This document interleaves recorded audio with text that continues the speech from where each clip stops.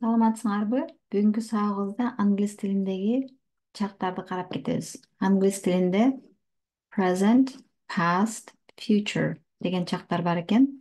Кыргыз тилиндегидей эле учур чак, өткөн чак жана келер чак. Ар бир чак жөнөкөй, уланып жаткан, бүткөн кыймыл аракет башталган, дагы бүтө элек деген формаларга бөлүнөт экен. Simple, continuous, perfect, perfect continuous деп. Кыргыз тилинде деле ушундай маанилер бар. Биз бөлбөйбүз, бирок ошондой формаларды колдонуп сүйлөйбүз негизичи. Азыр карап кетсек, present simple жөнөкөй учур чакта этишибиз мына study, окуйм деген этиш учур чакта турат экен. Кантип билебиз? Учур чакта турганын кантип билебиз? Демек, этишибиз сүйлөмдүн ээсинен кийин бир этиш турса, ал учур чакта турган болсо, анда жөнөкөй учур чак экенин билебиз. Мисалы үчүн I study English every day. Мен англис тилин күндө окуйм. Демек, күндө болгон кыймыл аракетти учур чак деп коет экенбиз. Мен мектепке барам, мен университетке барам десек, күндө барат деп түшүнөбүз, Past simple жөнөкөй өткөн чакта этишибиз өткөн чак формасына өтүп калат. Studied'ге өтүп атат. I studied English yesterday. Мен кече англис тилин окудум. Окуймдан окудумга өтүп атат, Future келер чакта will дегенди кошобуз. I will study деген орусча буду изучать дегендей. I will study English tomorrow. Мен англис тилин эртең окуйм. Келер чакта эртең окуйм. Ошондой will деген жардамчы этиш кошулат экен, study дагы бир этишке кошулуп туруп, анан кийин маани берет экен. I will study. Мен окуйм. Present continuous.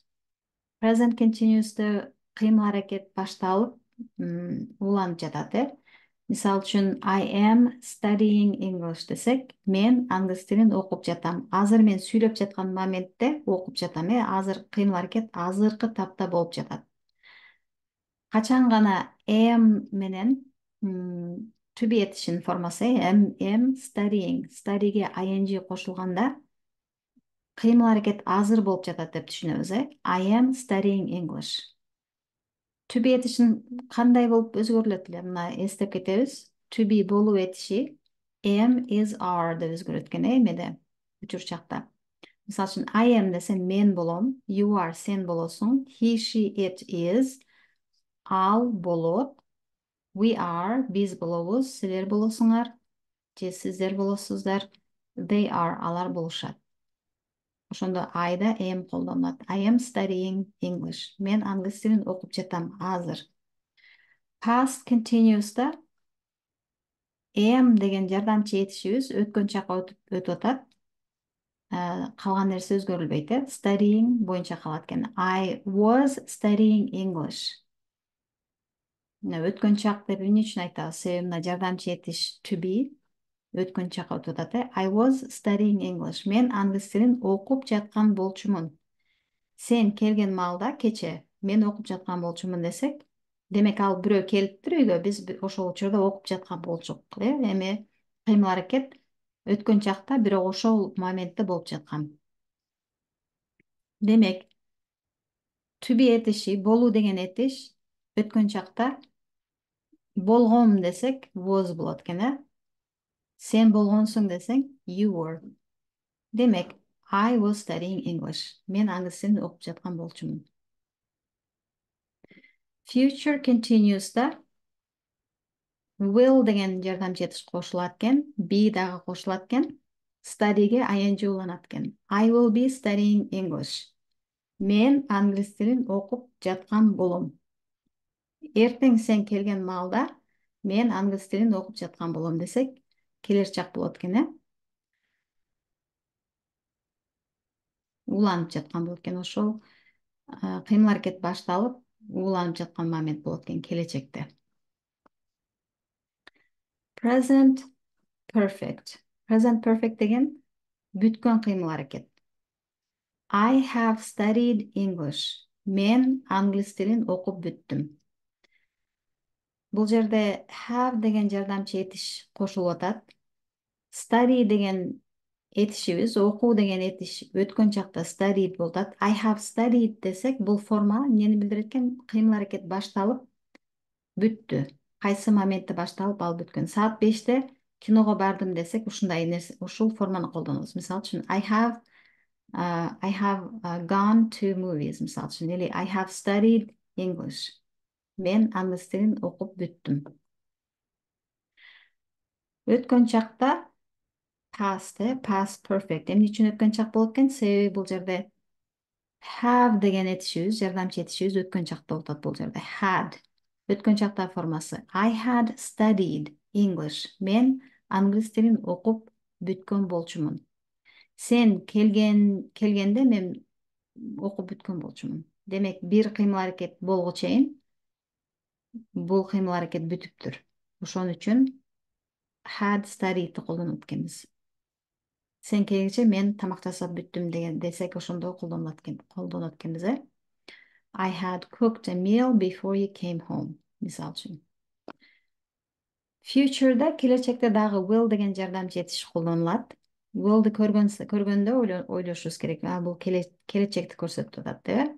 Will have деген да жардамчы этиш. Will да жардамчы этиш. Ошо will'ды, have'ды кошобуз, анан study'нин өткөн чагы. Studied. I will have studied English. Мен англис тилин окуп бүткөн болом. Сен келги чейин мен окуп бүткөн болом. Келечекти айтып атабыз, Бир нерсени кылып бүттүк.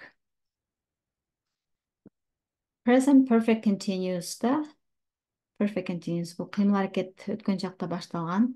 Кыймыл аракет башталып бүтө эле экен, дагы деле болуп жатат. Мисалы үчүн I have been studying English. Мен англисче окуп жүрөм. Кыймыл башталган. Биз англис тилде окуп баштадык. Бирок дагы деле окуп жүрөбүз. Ушул күнгө чейин окуп жүрөбүз, бүт элек. I have been studying English. Ар дайым have'ты колдонуп экенбиз. Be'нин үчүнчү формасы be'нди колдонуп экенбиз. Study'ге ing улайт экенбиз. I have been studying English. Мен англисче окуп жүрөм. Дагы деле окуп жүрөм, бүт элек. Past perfect continuous'та have өткөн чакка өтүп кетет экен, had болот экен. I had been studying English. Мен англисче окуп жүргөн болчумун. Бул кыймыл аракет өткөн чакта башталып, өткөн чакта уланып бүттү. Өткөн чакта ошо бул кыймыл аракет бүткөн. Окуп жүргөн болчумун. Бул өтүп кетти, бул. Мисалы үчүн, мен университетте жүргөндө англисче окуп жүргөнмүн десек, ошондо колдонот экенбиз. Future perfect continuous'та will деген жардамчы этиш колдонулат экен. Have'ды кошот экенбиз. Been studying. I will have been studying English. Мен англисче окуп жүргөн болом. 10 жылдан кийин мен дагы деле окуп жүргөн болом десек, ошондо колдонулат экенбиз,